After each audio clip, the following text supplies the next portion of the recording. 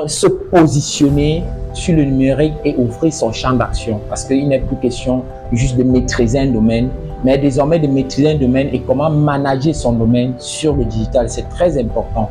À côté de cela, il y a la formation continue. Ça, c'est une astuce simple pour un professionnel de bien se positionner dans le monde professionnel. Ça veut dire la technologie évolue chaque jour. Aujourd'hui, nous allons vous parler de formation et compétences. Et pour ce faire, j'ai sur ce plateau deux panélistes. Nous avons le promoteur du centre de formation GCPro, M. Footsing.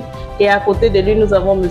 Chimou Jacques Brian, le conseiller d'orientation dans le centre. Et donc, M. Footsing, bonjour. Bonjour, madame, merci. Une fois de plus, nous sommes en début de mois, donc nous devons avoir une bonne gaieté, une bonne joie pour entrer dans ce dernier mois de l'année qui est un mois festif, qui est un mois qui va nous permettre d'entrer dans 2025. Donc, je suis fier en ce début de mois, le premier lundi du mois, d'être là une fois de plus par la grâce de Dieu. Merci à vous et bonjour à vous, M. Chimou Jacques Brian. Bonjour, madame. Vous allez bien? Très bien. Très bien, merci. Et donc, sans plus tarder, je vais vous poser la première question, monsieur Footsing. Selon vous, quelles sont les compétences essentielles aujourd'hui que les professionnels doivent acquérir pour rester compétitifs sur le marché de l'emploi? Très belle question, merci. Je pense que vous avez le don de poser de très belles questions. Cette question est très intéressante, surtout à l'endroit des jeunes qui voudraient devenir des grands professionnels, qui voudraient intégrer le monde professionnel. Parce qu'aujourd'hui, nous savons tous, les TIC sont indispensables dans chaque métier. Quel qu'en soit le métier que vous faites aujourd'hui, il faut être capable de maîtriser le digital. Parce que le digital est venu révolutionner le monde. Nous pouvons avoir chaque information à chaque minute, n'importe où dans le monde, sans nous déplacer. Ça, c'est une aubaine. Et c'est une des compétences que chaque professionnel d'un métier, chaque aspirant à être professionnel devrait avoir.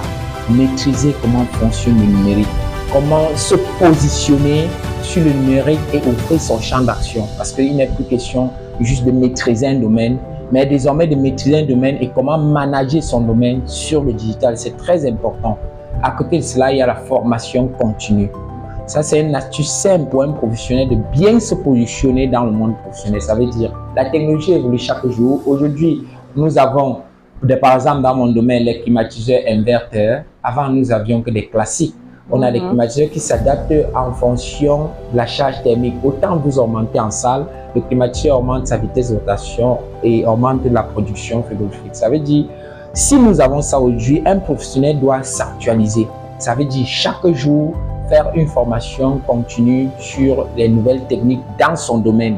Et après ça, s'appuyer sur le TIC et les TIC techniques d'information et de communication qui vont lui permettre de maîtriser de plus en plus le domaine et de contribuer considérablement à l'évolution de la technologie. Ces deux aspects sont essentiels pour les professionnels aujourd'hui pour se positionner et sur le marché d'emploi et être compétitif sur le marché de la technologie qui ne cesse d'évoluer. D'accord, merci à vous, Monsieur Footsing. Monsieur Chimou Jacques Brian, maintenant, selon vous, quel est l'impact direct des formations professionnelles sur la reconversion de carrière? Plus précisément, pouvez-vous nous donner un exemple concret? L'impact peut être négatif comme positif, mais beaucoup plus positif, parce que vous allez constater un étudiant qui fait peut-être le droit à l'école. Et sa première année, deuxième année, il obtient sa licence, ensuite il prend son master, master 1, master 2.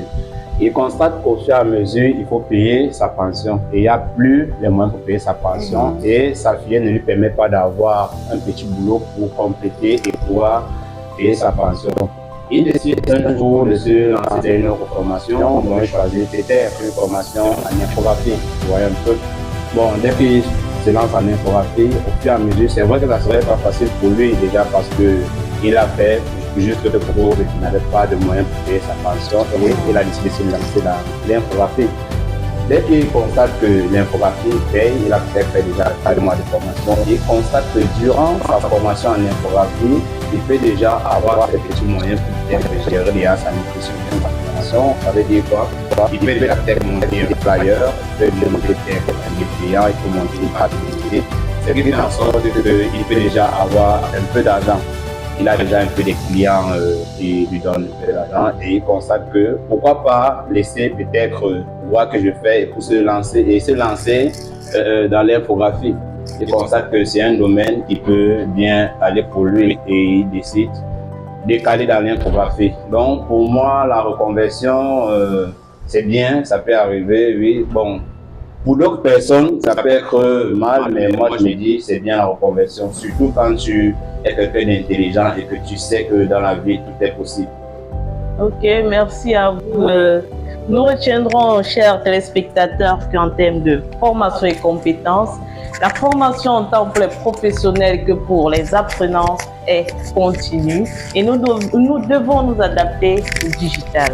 Et nous vous souhaitons un bon mois de décembre, plein de joie, de festivités et tout, mais surtout, aujourd'hui, c'est la rentrée au centre de formation GCPro. Bonne rentrée aux nouveaux apprenants.